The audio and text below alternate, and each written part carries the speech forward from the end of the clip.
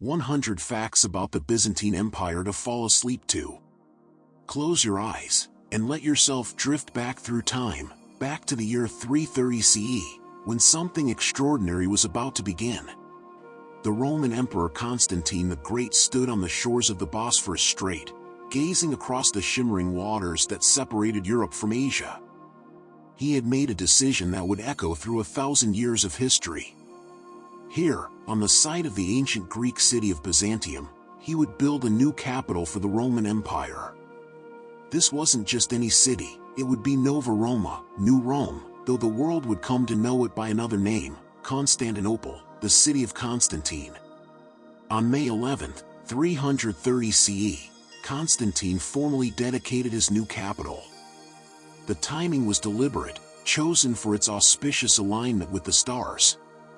The city was built on 7 hills, just like Rome itself, a symbolic connection to the eternal city. But Constantinople had something Rome could never claim, a position of unparalleled strategic brilliance. Surrounded by water on 3 sides, with the Golden Horn to the north, the Bosphorus to the east, and the Sea of Marmara to the south, it was a natural fortress. Only from the west could enemies approach by land, and there, Constantine's engineers would eventually build mighty walls. What made this location truly remarkable was how it sat at the crossroads of the world. Ships traveling between the Black Sea and the Mediterranean had to pass through the Bosphorus, and Constantinople controlled that narrow passage. Trade routes connecting Europe and Asia converged here, bringing silk from China, spices from India, furs from Russia, and grain from Egypt. The city would grow wealthy simply by existing in this perfect place. Constantine brought more than just geography to his new capital, he brought faith. In 313 CE, he had issued the Edict of Milan, granting religious tolerance throughout the Roman Empire, and he openly favored Christianity. Constantinople was envisioned as a Christian city from its very foundation, adorned with churches rather than pagan temples. The Church of the Holy Apostles was built to house Constantine's own tomb, alongside relics of the apostles themselves. This fusion of imperial power and Christian faith would become the defining characteristic of what we now call the Byzantine Empire. But here's something fascinating: the Byzantines themselves never called their empire Byzantine. That name was invented by scholars centuries after the empire fell. The people who lived in Constantinople for over 1,000 years called themselves Romans, Romaoi in Greek, and they considered their state to be the legitimate continuation of the Roman Empire.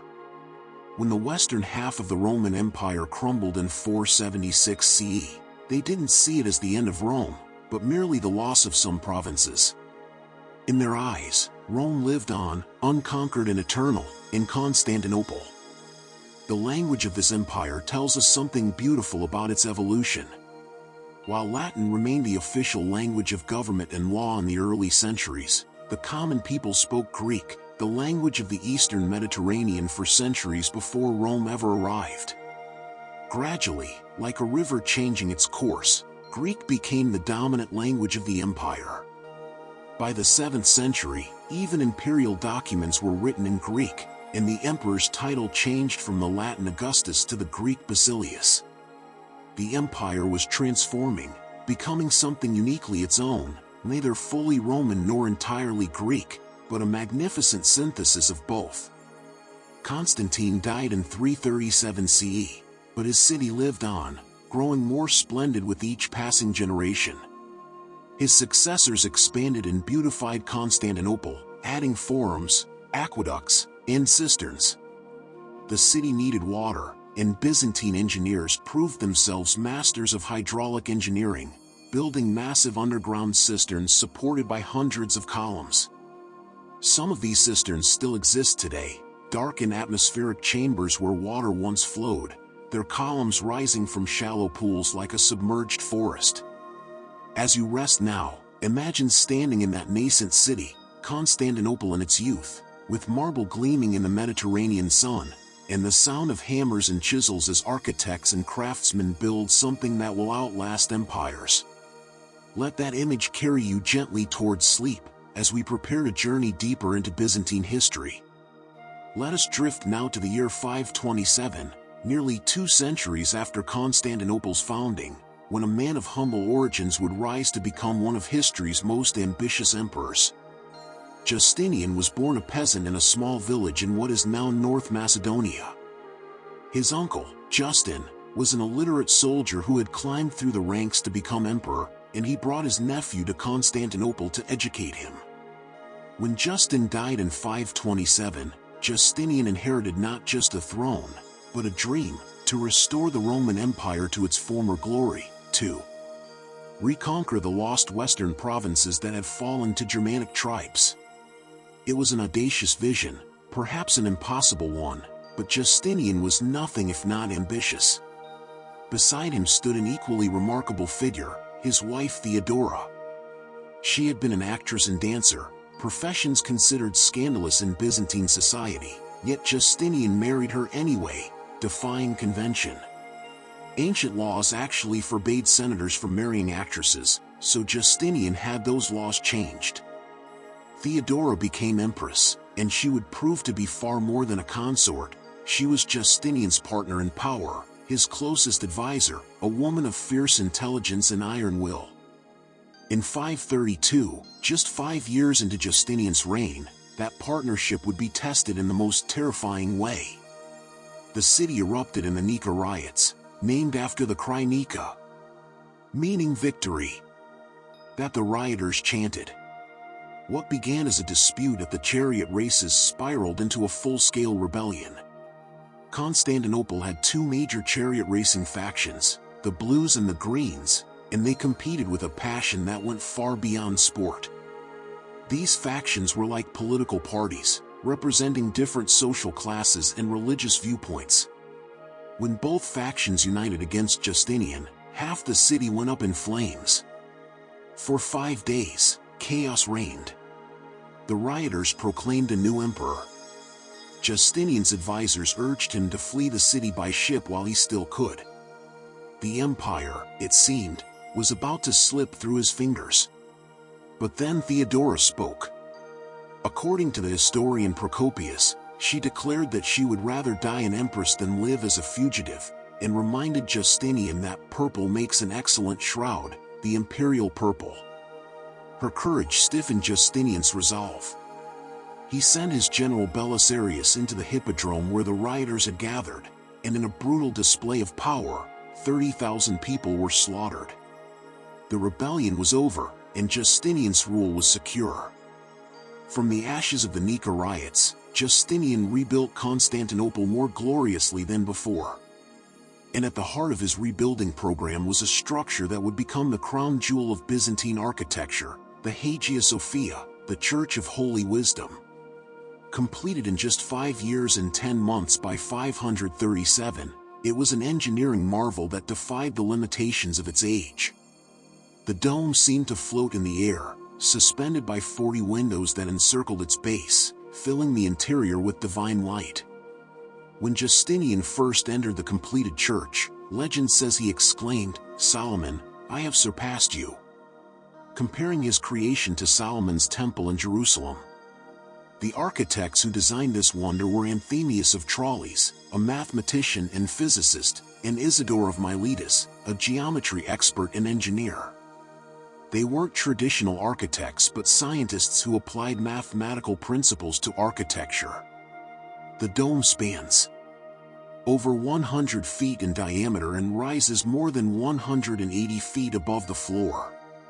For nearly 1,000 years, it would remain the largest cathedral in the world, a testament to Byzantine ingenuity and ambition. While Justinian was building monuments, he was also building law.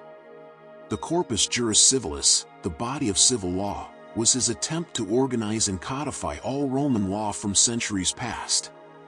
A team of legal experts, led by the Juris Tribonian, compiled nearly 1,000 years of Roman legal tradition into a coherent system. This wasn't merely a Byzantine achievement, it became the foundation of legal systems across Europe, influencing law codes that are still used today. When you hear of civil law and modern legal systems, you're encountering the distant echo of Justinian's lawyers working in 6th century Constantinople. But Justinian's greatest ambition remained the reconquest of the West.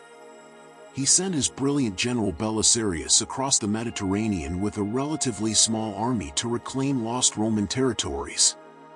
First, Belisarius conquered the Vandal kingdom in North Africa in a stunning campaign that took less than a year, completed by 534. Then he turned to Italy, wresting it from the Ostrogoths in a long, grinding war.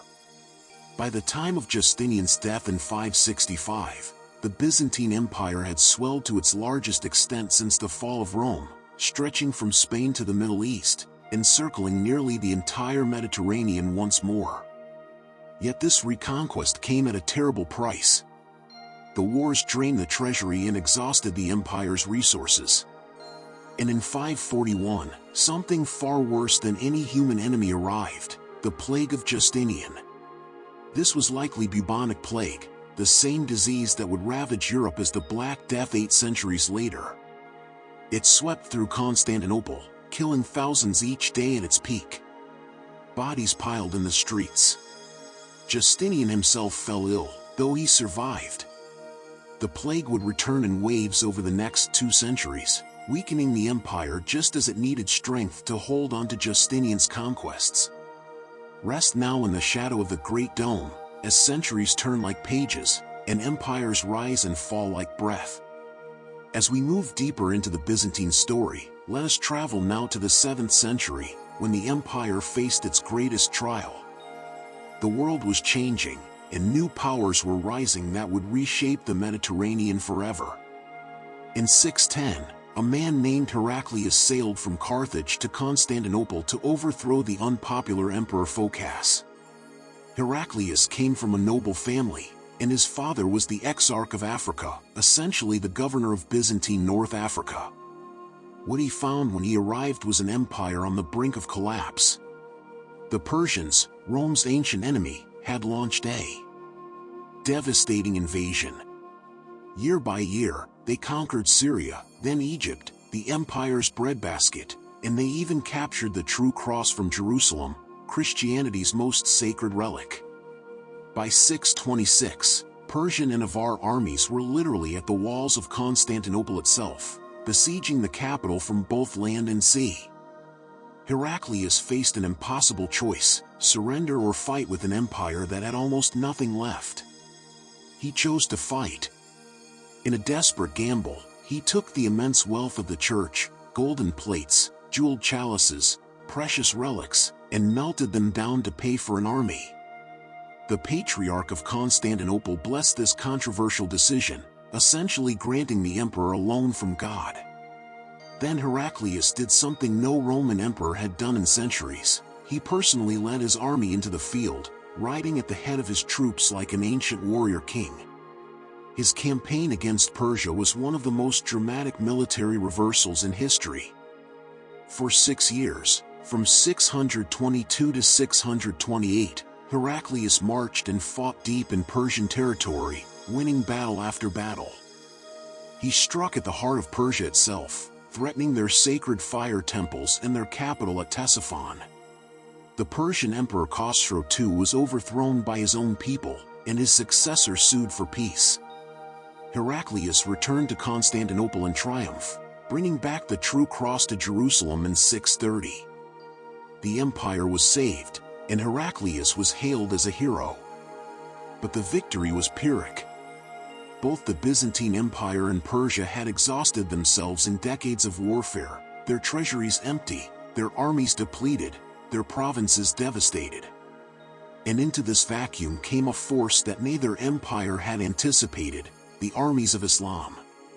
The Prophet Muhammad had died in 632, and within a few short years, the Arab caliphates exploded out of the Arabian Peninsula with a speed that shocked the world. Byzantine provinces that had been Christian for centuries, Syria, Palestine, Egypt, fell to the Arabs in the 630s and 640s. The Byzantines fought battle after battle, but they were tired, their resources spent, and many of the conquered populations, weary of heavy taxation and religious disputes with Constantinople, did not resist the new rulers. By 642, Egypt was lost forever, and with it, the grain that had fed Constantinople for centuries. The loss of these provinces forced a fundamental transformation of the Byzantine Empire. It could no longer sustain Justinian's dream of a Mediterranean-spanning empire. It became smaller, more focused, more Greek than Latin, more Eastern than Western. The Emperor Heraclius reorganized what remained into military districts called themes. Each theme was governed by a general who commanded the local army, and soldiers were given land in exchange for military service. This created a system where the empire's defenders had a personal stake in protecting their territory. They were fighting for their own farms and families. This theme system would become one of the secrets of Byzantine survival. Even as the empire shrank in size, it developed resilience. The themes could respond quickly to threats, and the soldier farmers were motivated defenders. It was a brilliant adaptation to a new, more dangerous world. Constantinople itself nearly fell during this tumultuous century. In 674, an Arab fleet laid siege to the city, and for 5 years, from 674 to 678, they returned each summer to attack. The Byzantines had lost their richest provinces, their armies were smaller, but they possessed one weapon that would save them: Greek fire. This was a Byzantine secret weapon, an incendiary liquid that burst into flames on contact with water. It was sprayed from bronze tubes mounted on ships, turning the sea itself into an inferno.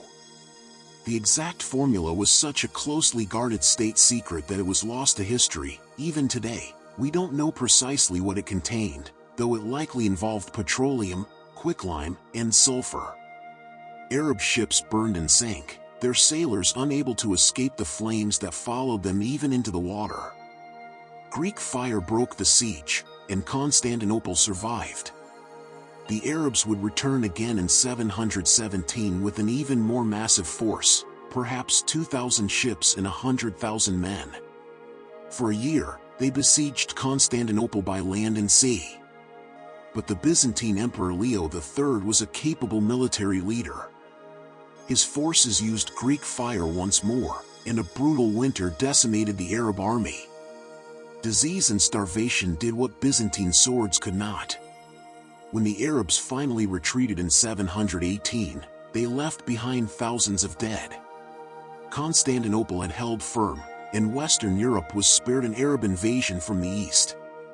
Some historians argue this was as significant as the Battle of Tours, where Charles Martel stopped the Arabs in the west in 732.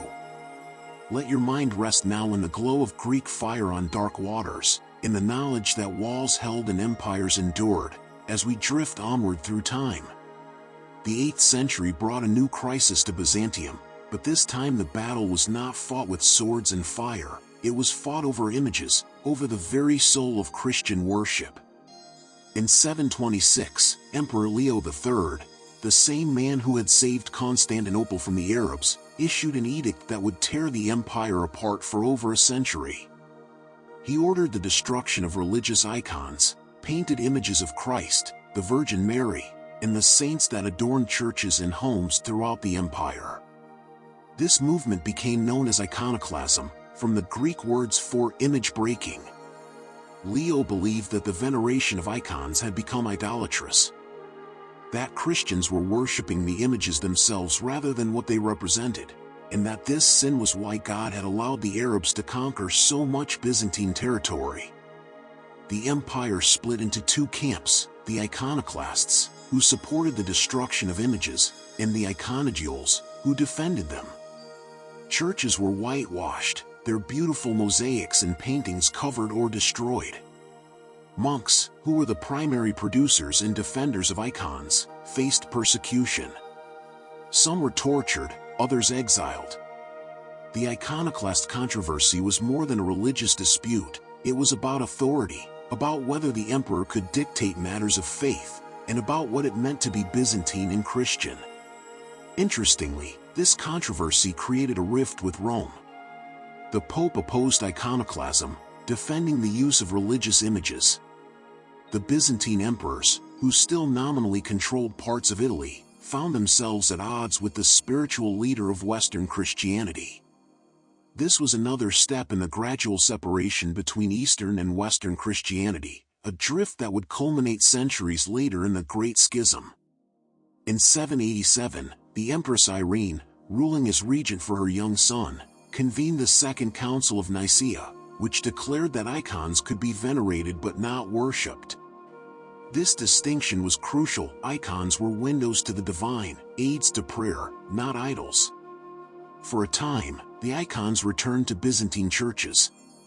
But the controversy flared up again in the early 9th century before finally being resolved in 843, when another empress, Theodora, definitively restored icon veneration.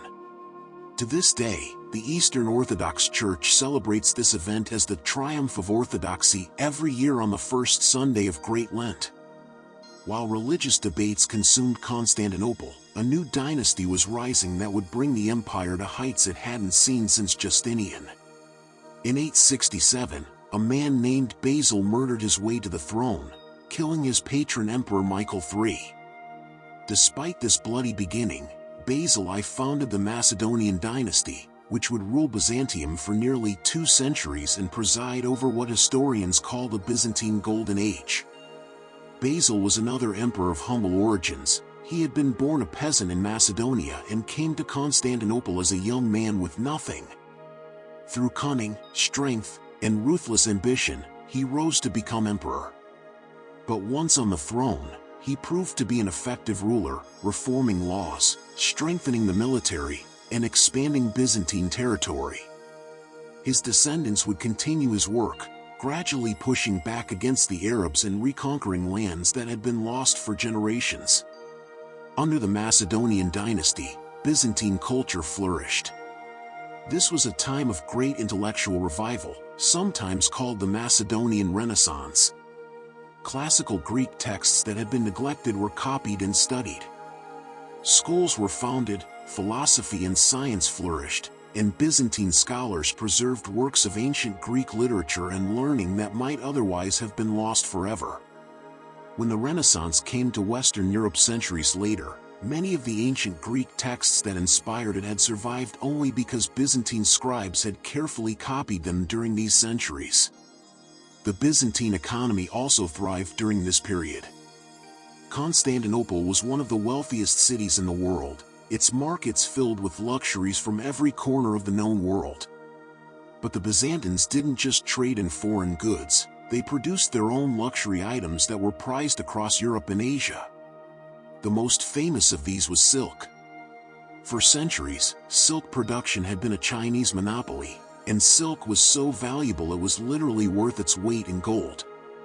But according to legend, during Justinian's reign, 2 monks had smuggled silkworm eggs out of China hidden in hollow bamboo canes. From these eggs, the Byzantines developed their own silk industry. By the Macedonian period, Byzantine silk was renowned throughout the world. Imperial workshops in Constantinople produced silk fabrics dyed in Tyrian purple, a color so expensive that only emperors were allowed to wear certain shades of it. The imperial birth chamber was lined with purple silk, so that children born there were literally born in the purple, porphyrogenitos in Greek, a term denoting legitimate imperial succession. Byzantine gold coinage was another source of economic power. The solidus, also called the nomisma, was the gold standard of medieval commerce. First introduced by Constantine the Great, it maintained its weight and purity for over 700 years, an extraordinary achievement. From England to India, merchants trusted Byzantine gold coins. They were the dollars of the medieval world, proof of Byzantine economic sophistication and stability. Let yourself drift now like silk on a gentle breeze, like gold coins passing through countless hands across centuries of trade, as the empire reaches toward its zenith. As the 10th century dawned, the Byzantine Empire entered what many consider its finest hour. This was the age of warrior emperors who didn't merely defend their borders, they pushed them outward, reclaiming lands that had been lost for centuries. The greatest of these warrior emperors was Basil II, who came to power in 976 and would rule for nearly 50 years. History remembers him by a chilling epithet, Basil the Bulgar Slayer. He earned this name through brutal campaigns against the Bulgarian Empire, which had long threatened Byzantine territory in the Balkans. After a decisive victory at the Battle of Kleidion in 1014, Basil captured 15,000 Bulgarian soldiers. In an act of calculated terror, he ordered 99 out of every 100 men to be blinded, leaving every 100th man with one eye to lead the others home. When the Bulgarian Tsar Samuel saw his broken army return, legend says he died of shock 2 days later. Yet Basil was more than just a ruthless military commander.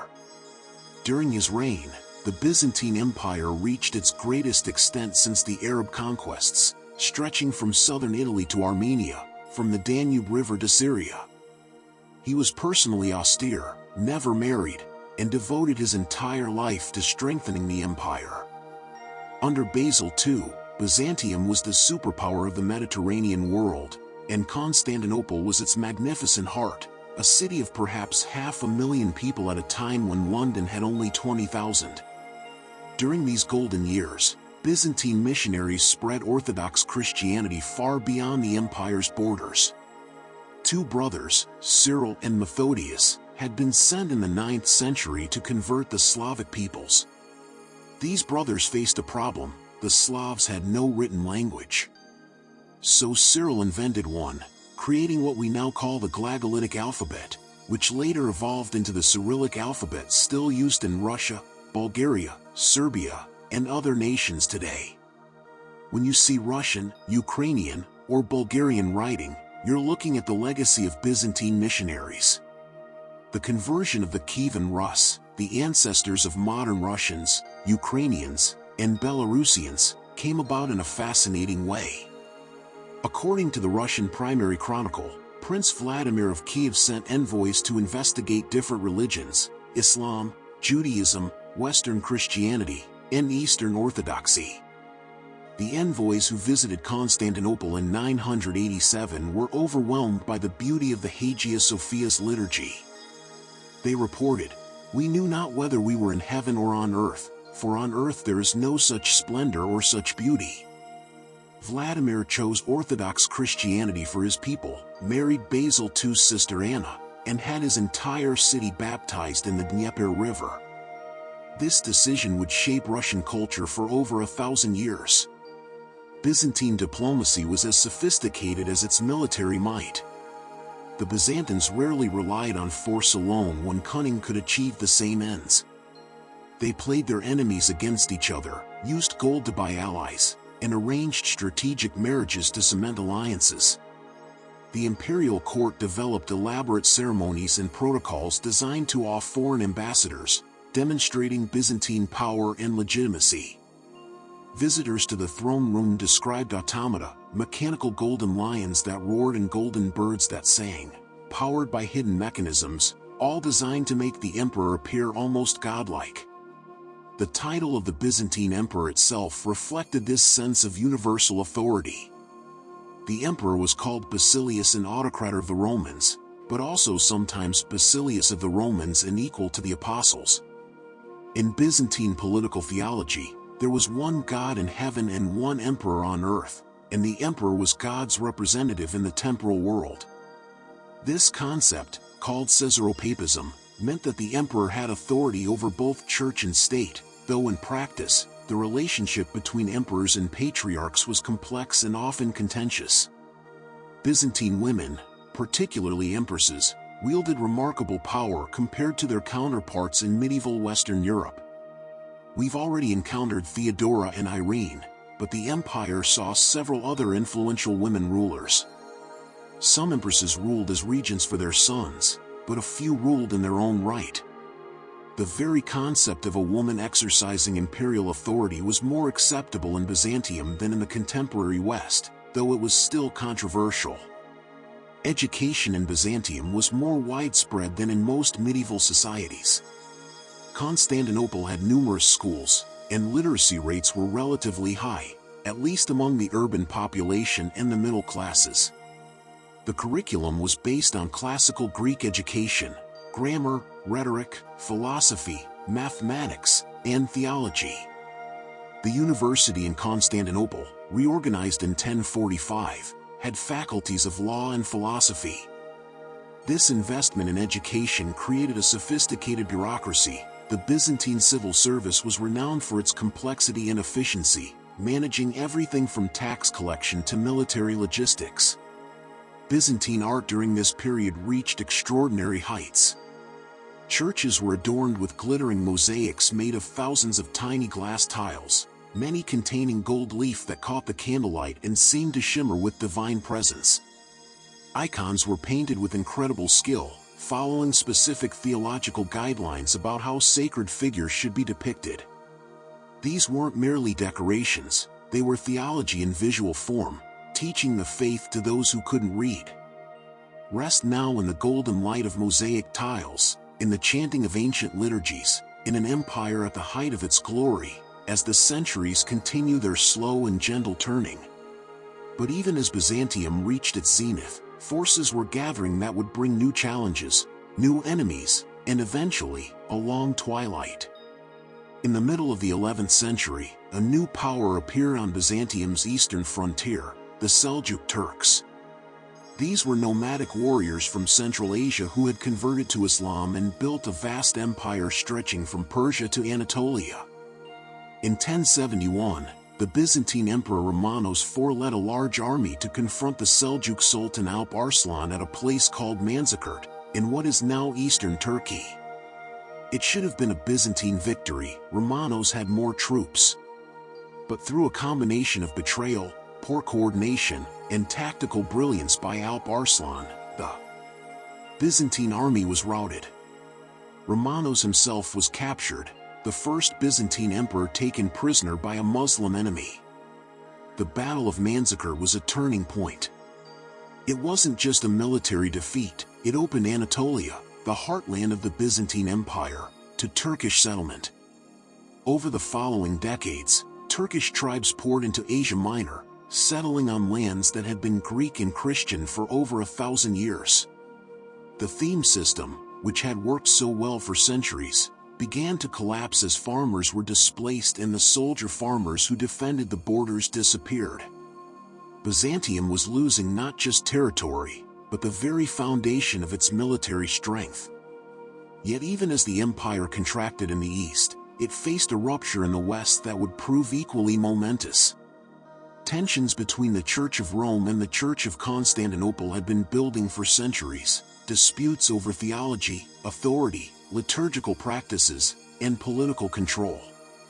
In 1054, these tensions erupted in the Great Schism. Papal legates excommunicated the Patriarch of Constantinople, and he excommunicated them in return. The Christian world split into Roman Catholic and Eastern Orthodox, a division that persists to this day. The differences were both theological and cultural. The Western Church added the Filioque clause to the Nicene Creed, stating that the Holy Spirit proceeds from both the Father and the Son. The Eastern Church rejected this addition as heretical. Western priests were required to be celibate, Eastern priests could marry. The West used unleavened bread for communion, the East used leavened bread.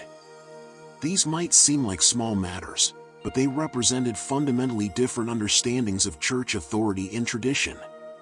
The Byzantines believed the Pope was first among equals, but not supreme over all churches. Rome disagreed. Desperate for help against the Seljuk Turks, the Byzantine Emperor Alexios I Komnenos sent an appeal to Pope Urban II in 1095, asking for Western knights to help defend Christian lands. Urban responded with more than Alexios had bargained for. He launched the First Crusade, calling for an armed pilgrimage to reclaim Jerusalem from Muslim rule. Tens of thousands of Western European knights and common folk began marching east. The arrival of the Crusaders created as many problems for Byzantium as it solved. These Western knights were rough, aggressive, and often contemptuous of the sophisticated Byzantines, whom they viewed as effete and suspicious. The Byzantines, in turn, saw the Crusaders as barely civilized barbarians. Nevertheless, with Byzantine help, the First Crusade succeeded in capturing Jerusalem in 1099 and establishing Crusader states in the Holy Land. For a brief time, Byzantine territory expanded as the empire reclaimed some coastal cities. But the relationship between Byzantium and the Crusader states was always uneasy. The Crusaders established Latin kingdoms that owed allegiance to Rome, not Constantinople. They occupied territories the Byzantines considered rightfully theirs. And as more crusades were launched over the following century, Byzantine-Crusader relations deteriorated further. The 12th century brought a remarkable dynasty to power, the Comnenian emperors, beginning with Alexios I in 1081. These rulers were skilled administrators and generals who managed to stabilize the empire and even achieve a modest revival. Alexios' son, John II Komnenos, was known as John the Beautiful or John the Good, a rare nickname for a Byzantine emperor, most of whom were remembered for being terrible or brilliant, but seldom simply good. John fought successful campaigns and was beloved by his people. His son Manuel I Komnenos was the last Byzantine emperor to seriously attempt to restore the empire's former glory, campaigning in Italy and the Balkans. During this period, Constantinople remained breathtakingly wealthy and sophisticated. Western visitors were amazed by the city's size, its grand buildings, its paved and lit streets. The Byzantine economy was still strong, trade still flowed through Constantinople's harbors, and the imperial court maintained its elaborate ceremonies and protocols. Byzantine craftsmen still produced the finest works in gold, enamel, and silk. Byzantine scholars still copied ancient manuscripts and wrote histories and theological treatises. Yet beneath the surface, problems were accumulating. The Byzantine military increasingly relied on foreign mercenaries rather than native troops. The Italian city-states, especially Venice and Genoa, were gaining economic dominance in the Mediterranean, extracting favorable trade agreements from emperors who needed their fleets. Venice in particular received extraordinary privileges, including entire quarters of Constantinople where Venetian merchants lived under their own laws, paying no taxes to the Byzantine state. Close your eyes now and picture the waters of the Bosphorus, crossed by countless ships, the meeting point of civilizations, as the empire stands proud but increasingly encircled, as shadows lengthen across the afternoon of Byzantine history. The year 1204 would become the darkest date in Byzantine memory, a wound that would never fully heal. The Fourth Crusade began like the others, with Pope Innocent III calling for warriors to reclaim Jerusalem. But this crusade would never reach the Holy Land. The Crusaders contracted with Venice to transport their army by sea, but they couldn't pay the full price.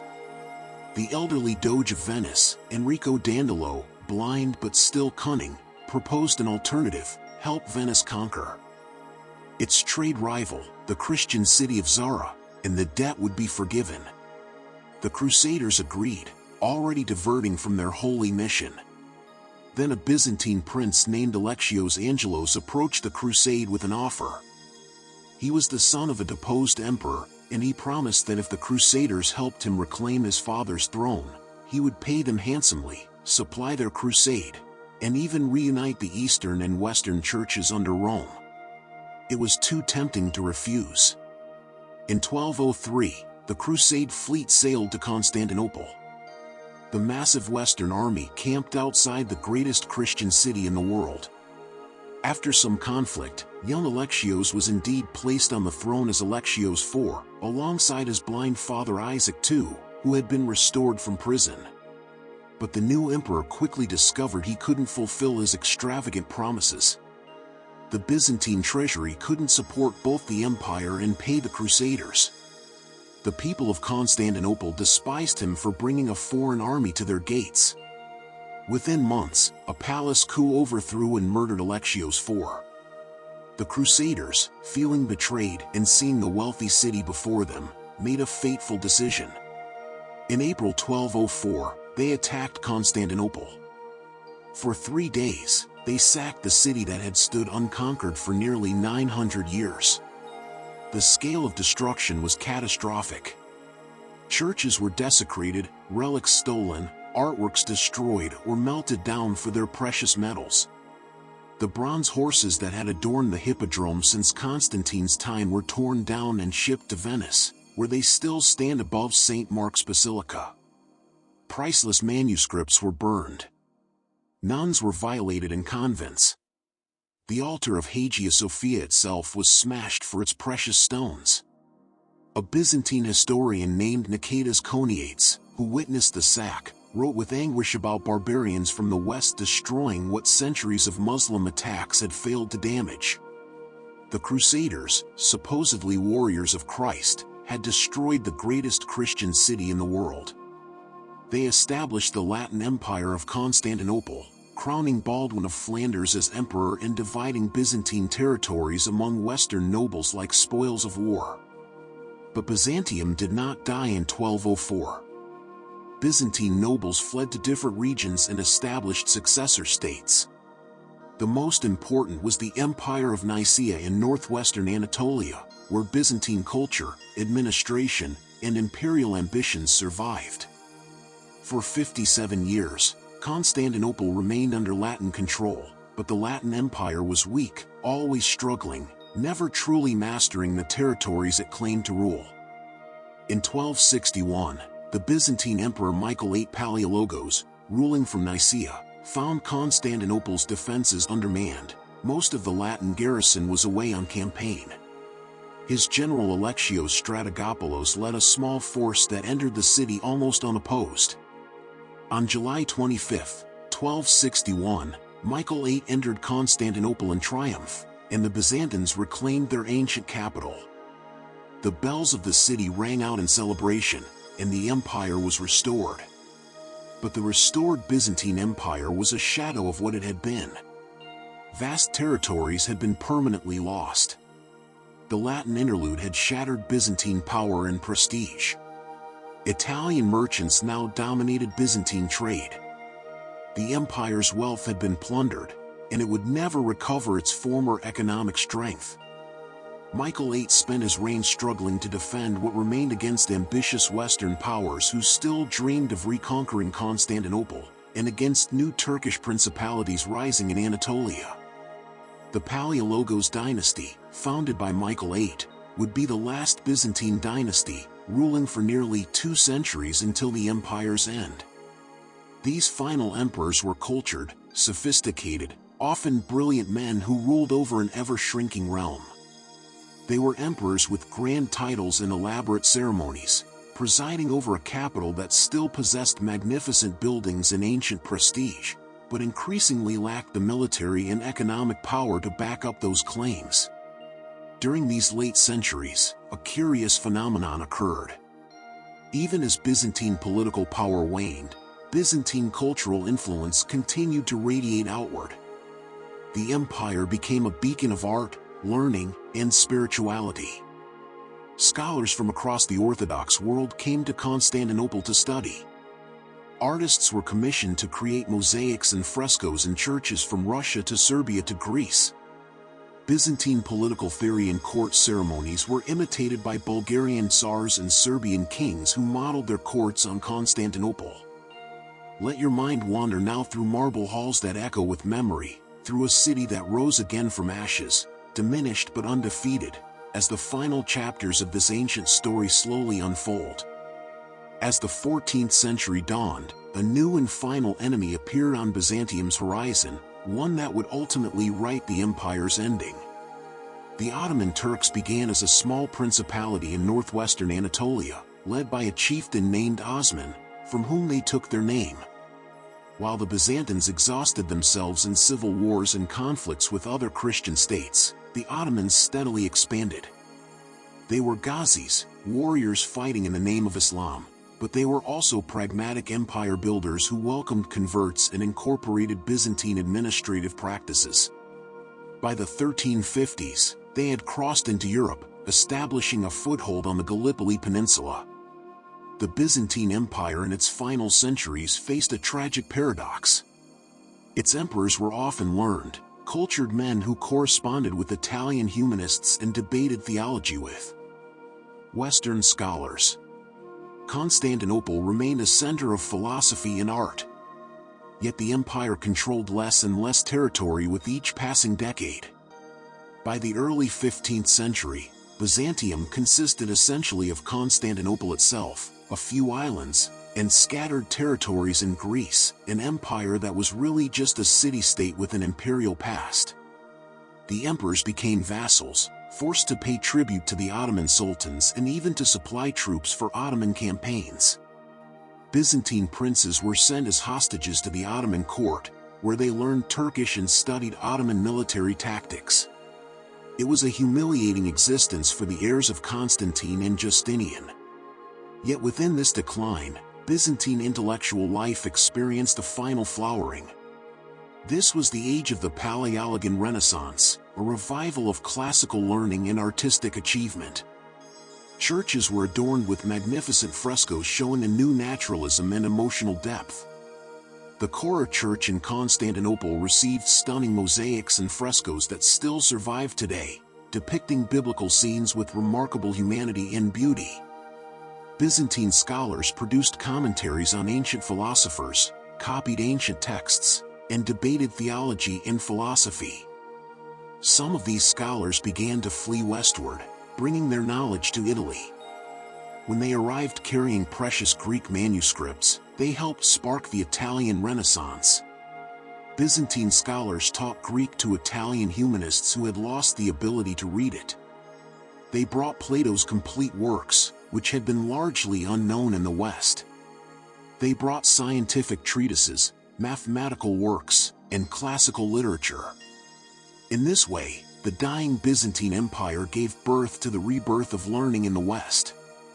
The Emperor Manuel II Palaeologos, who ruled from 1391 to 1425, even traveled to Western Europe seeking aid against the Ottomans.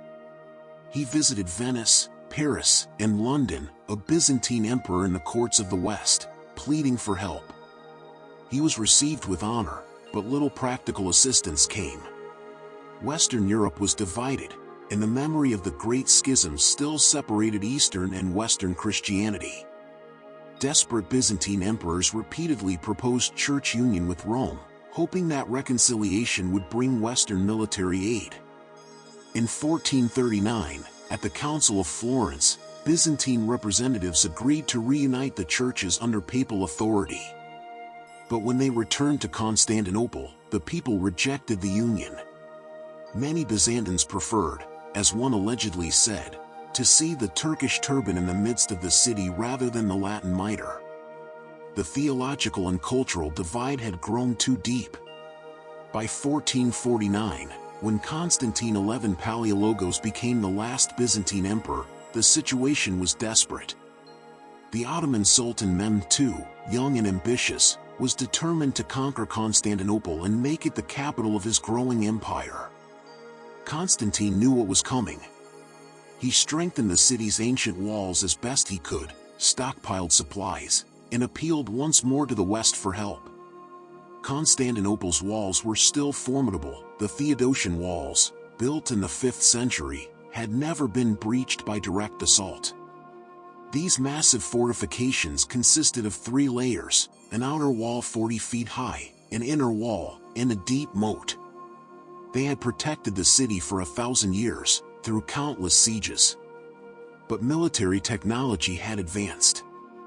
Mehmed II had something previous besiegers lacked: massive cannons. A Hungarian engineer named Urban had offered his services to Constantine, but the emperor couldn't afford to pay him. So Urban went to Mehmed instead and built enormous bronze cannons, some so large they required dozens of oxen to move and could fire stone balls weighing over half a ton.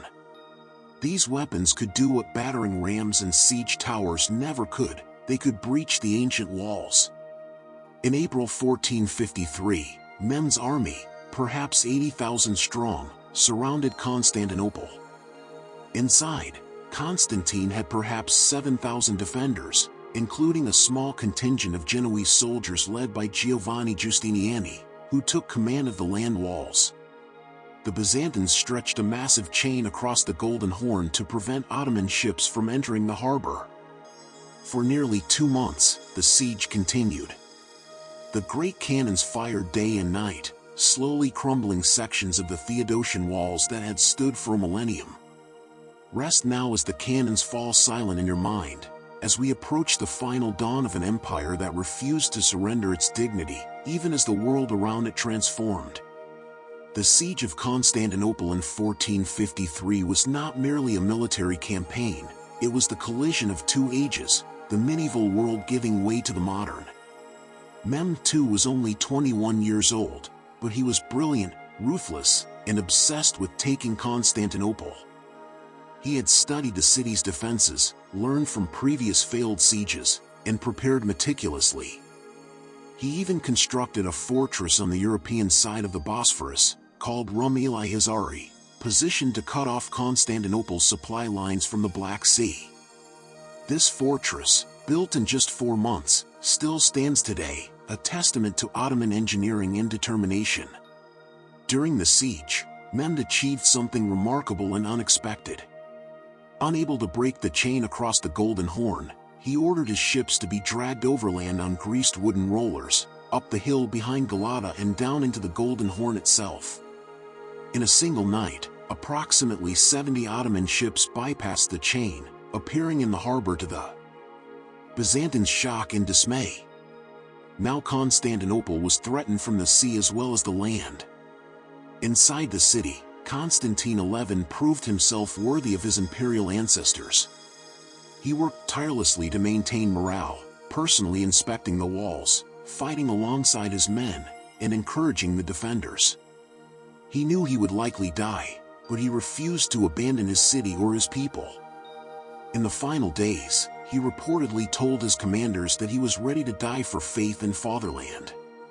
The Byzantines performed one final liturgy in the Hagia Sophia on the evening of May 28, 1453.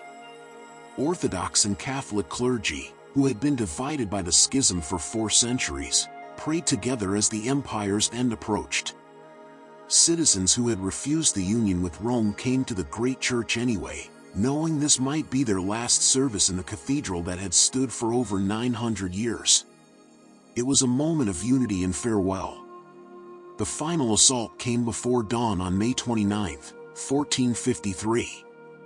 Wave after wave of Ottoman soldiers attacked the walls, suffering terrible casualties as the desperate defenders threw back ladder after ladder. Then disaster struck. Giovanni Giustiniani, the Genoese commander whose leadership had been crucial, was badly wounded. He was carried from the walls, and his departure broke the defenders' morale.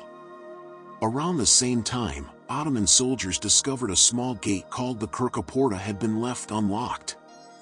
They poured through this minor entrance, appearing behind the Byzantine lines. Constantine XI, seeing that the walls were lost, reportedly tore off his imperial regalia so he wouldn't be recognized and charged into the fighting. He was never seen again.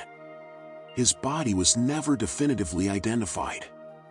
The last Roman emperor died as a common soldier, fighting in the streets of Constantinople.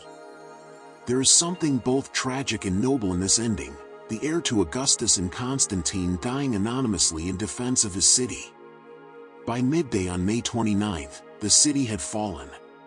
Ottoman soldiers poured through the streets. The traditional 3 days of plunder that Islamic law allowed to victorious armies began.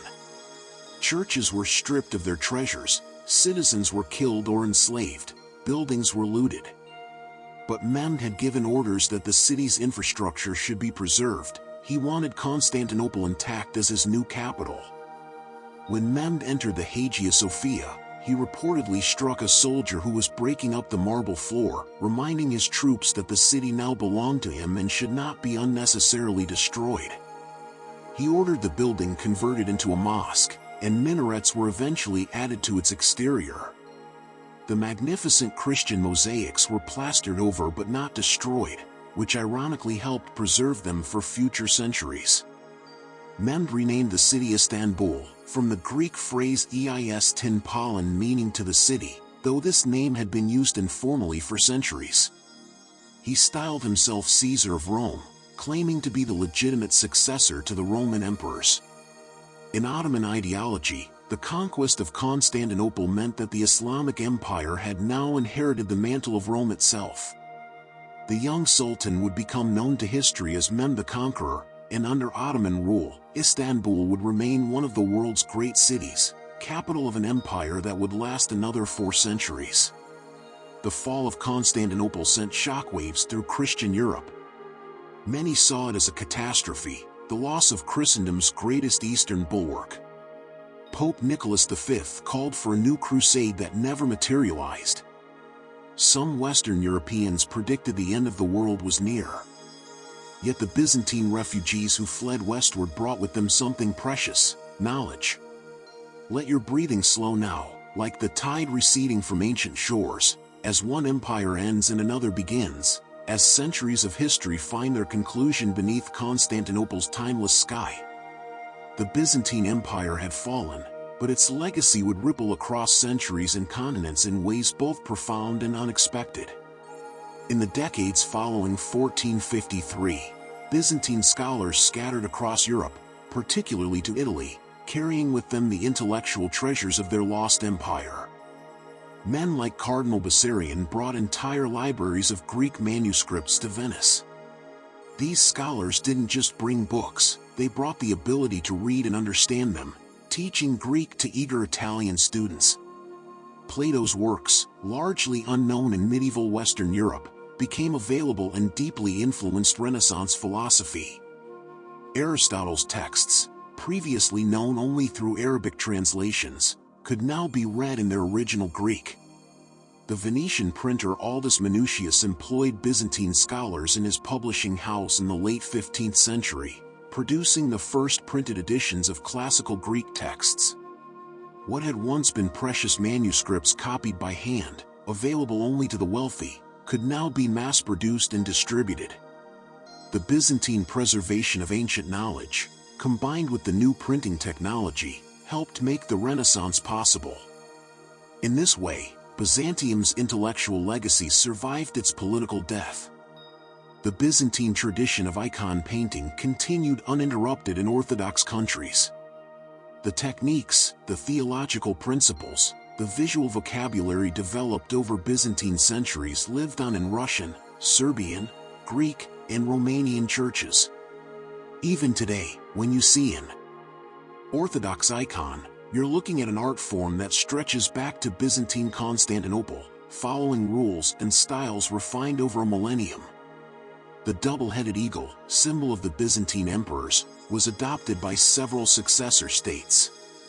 Russia used it, claiming to be the third Rome after the fall of Constantinople. The first Rome had fallen to barbarians, the second Rome, Constantinople, had fallen to the Ottomans, and now Moscow saw itself as the heir to the imperial Christian tradition. The Austrian Habsburg Empire also adopted Byzantine imperial symbolism, seeing themselves as successors to Rome. Byzantine law, codified by Justinian a millennium before, continued to influence legal systems across Europe. The Corpus Juris Civilis became the foundation for civil law traditions in continental Europe, affecting property law, contract law, and legal procedure. To this day, many European and Latin American countries have legal systems rooted in principles that Byzantine jurists refined and preserved.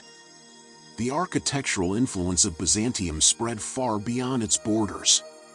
The distinctive dome-over-square design of Byzantine churches inspired Islamic architecture throughout the Ottoman Empire and beyond. The great Ottoman architect Sinan, who designed the Süleymanî Mosque in Istanbul, was deeply influenced by the Hagia Sophia. The dome and minaret combination that defines Ottoman mosque architecture owes much to Byzantine engineering solutions. Byzantine diplomacy, with its sophisticated balance of military force, strategic marriages, economic incentives, and cultural prestige, became a model studied by later states. The term Byzantine diplomacy entered the language, though unfortunately often used to mean overly complex or devious, a simplification that doesn't do justice to Byzantine political sophistication. The Byzantine Empire lasted 1,123 years from Constantine's founding of Constantinople in 330 to its fall in 1453. To put this in perspective, This is longer than the time from the fall of Constantinople to our present day. It outlasted the Western Roman Empire by nearly 1,000 years. It survived the rise and fall of numerous other empires: Sassanid Persia, the Arab Caliphates, the Crusader states, the Mongol Empire. It adapted, transformed, shrank, and endured through plague, invasion, civil war, and religious upheaval. What made Byzantium remarkable was not just its longevity but its civilization. It preserved literacy and learning through centuries when much of Europe had descended into illiteracy. It maintained complex bureaucratic systems of government administration. It produced magnificent art and architecture. It developed sophisticated theology and philosophy. It created a fusion of Roman law, Greek culture, and Christian faith that was unique in world history. The Byzantine story is ultimately one of resilience and cultural achievement. An empire that began as Constantine's vision of a new Rome, that survived the fall of the old Rome, that became something entirely its own, neither purely Roman nor purely Greek, but Byzantine, a Christian empire that bridged East and West, ancient and medieval, preserving the light of knowledge through dark centuries and passing it forward to future ages. The Byzantines gave us more than grand narratives of emperors and conquests. They gave us the university system, the concept of organized higher learning with faculties and curricula that became a model for European universities. The University of Constantinople, with its formal structure of law and philosophy schools, influenced the development of educational institutions across Europe. Byzantine medicine was remarkably advanced for its time. Byzantine hospitals were sophisticated institutions, with separate wards for different ailments, professional nursing care, and trained physicians. The physicians of Constantinople studied ancient Greek medical texts by Galen and Hippocrates, preserving and expanding upon this knowledge. They performed surgeries, understood the importance of hygiene, and developed pharmaceutical compounds that were used throughout the medieval world. The Byzantines were masters of diplomacy, but they were also pioneers in what we might call international relations. They maintained a sophisticated foreign ministry that gathered intelligence about neighboring peoples and kingdoms. Byzantine diplomats were trained in languages, customs, and the art of negotiation. The empire kept detailed records of foreign peoples, their strengths, weaknesses, and how best to deal with them, a practice that prefigured modern diplomatic services. Byzantine music developed a unique tradition that survives in Orthodox liturgy today. The system of 8 modes, called the octoechos, created a musical framework that gave Byzantine chant its distinctive sound, different from Gregorian chant but equally sophisticated. These haunting melodies, passed down through oral tradition and later written notation, still echo in Orthodox churches worldwide. The Byzantines excelled at hydraulic engineering beyond just their famous cisterns. They built aqueducts that brought water from distant sources into Constantinople, some spanning miles of countryside on elegant arched bridges. The Valens Aqueduct, built in the 4th century and still partially standing today, was nearly a kilometer long and supplied the city with fresh water for centuries. Byzantine cuisine influenced the culinary traditions of the entire Eastern Mediterranean. Dishes that we associate with Greek, Turkish, and Middle Eastern cooking often have Byzantine origins. The Byzantines had access to spices from the Silk Road and ingredients from across their diverse empire. They preserved food through techniques like pickling and salting, created elaborate dishes for imperial banquets, and developed wine-making traditions that continue in Greece today. The Byzantine postal system, inherited and adapted from Roman times, was remarkably efficient. Mounted couriers could carry messages rapidly across the empire using a network of post stations where fresh horses were kept ready. This allowed emperors in Constantinople to communicate with distant provinces relatively quickly, maintaining administrative control over far-flung territories. Byzantine gardens were legendary for their beauty and sophistication. The imperial palace complex included elaborate gardens with fountains, exotic plants from across the known world, and even mechanical birds that sang through hidden pipes and bellows. These gardens weren't just decorative, they represented paradise on earth, a physical manifestation of Byzantine wealth and divine favor. The concept of the Byzantine millennium in historiography, the idea that Byzantium preserved classical knowledge through the medieval period and transmitted it to the Renaissance, is not an exaggeration. Without Byzantine scribes copying ancient texts, without Byzantine scholars teaching Greek, without Byzantine libraries preserving works that had been lost in the West, the Renaissance might never have occurred, or would have looked very different. Finally, perhaps the most enduring Byzantine legacy is the very idea of a civilization that could adapt and survive. Byzantium transformed from a Latin-speaking extension of Rome into a Greek-speaking empire, from a Mediterranean power to an Anatolian kingdom, from a pagan Roman state to a deeply Christian civilization. It showed that empires need not remain static to endure, that cultural identity can evolve while maintaining continuity, and that even in decline, a civilization can produce works of lasting beauty and significance. As you drift now towards sleep, let the story of Byzantium remind you that empires may fall, but knowledge endures, beauty persists, and the human spirit's capacity to create, preserve, and transform echoes across the centuries like bells across water, like light through stained glass, like the memory of a city that stood for over 1,000 years and whose legacy will never truly fall. Sleep peacefully now, in the gentle embrace of history, as the Byzantine tale finds its rest, and you find yours.